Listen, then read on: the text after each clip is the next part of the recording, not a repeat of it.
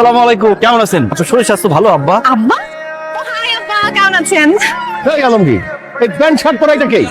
আব্বা উনি একজন মেয়ে। আরে গাধার বাচ্চা, সে তো মেয়ে আমি দেখতেছি, কিন্তু সে আমার আপনা বলে কেন? কথাই তো। এই আপনি আমার আব্বা আব্বা বলেন কেন? আলমগীর দুষ্টু একটা।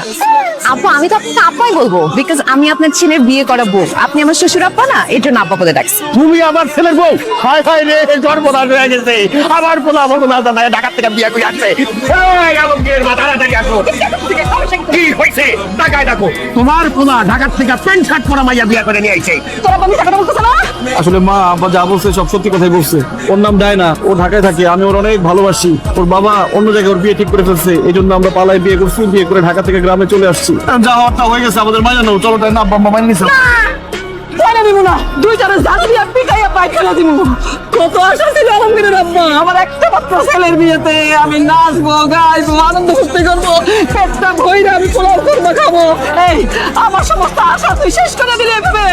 আমাদের একটা মাত্র পোলা, দেখতে শুনতে কত সুন্দর নায়কের মতো, আরে বিয়া দিয়া কত যৌতুক পাবো, হুন্ডা, জমি, টাকা, সোনা, গহনা, কত কিছু পাবো। তুই আমার সব আমার সাথে পানি ঢেলা দিলি। এই বাড়িতে তোর কোনো জায়গা নাই, বাইরে তোরা আমার বাড়ি থেকে। সত্যি আমরা চলে যাবো? অবশ্যই। তোমরা ভুল করলা, ওরা আফসোস করবা, চিনি আফসোস করবা, সেটা জানাই যায়। আমি ডায়নার এমনি এমনি বিয়ে করি নাই। ডায়নার বাবা বিরাট কোটিপতি, ঢাকা শহরের শিল্পপতি নাম্বার 1। ডায়নার বাবা বিয়ের সময় আমার 50 লাখ টাকা দিচ্ছে, আমার 50 লাখ দিচ্ছে, তোমার জন্য 20 লাখ টাকা পাঠিয়েছিল, আর 20 ভরি স্বর্ণ দিচ্ছে আম্মা তোমারে দেওয়ার জন্য। এখন যেহেতু তোমরা আমাদের মাইনা নিতেছো না, সেহেতু কি করার, আমরা এখন ঢাকা শহর চলে যাবো, ঢাকায় গিয়ে ফ্ল্যাট কিনবো, নতুন বাবা মা বানাবো, তাদেরকে এই টাকাগুলো দিয়ে দিব। ঠিক আছে, গেলাম। আরে শোন, পলায় গিয়ে বিয়া করলেও বিয়া, আর অনুষ্ঠান করে বিয়া করলেও বিয়া। বিয়া তো বিয়াই। না না বা, এটা তোমার মুখের কথা, মনের কথাটা। এটা যদি তোমার মনের কথা হইতো, আমাদের এতক্ষণ বাইরে দাঁড় করে রাখতেন, অনেক আগে মাইনে নিতে। এই আলমগীর, এই যে পরে বিয়ে করছিস না, হ্যাঁ?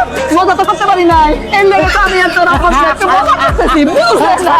এই যে বৌমা, এই শাশুড়ি আম্মা কাছে আমাকে কইছো না, বুঝছো?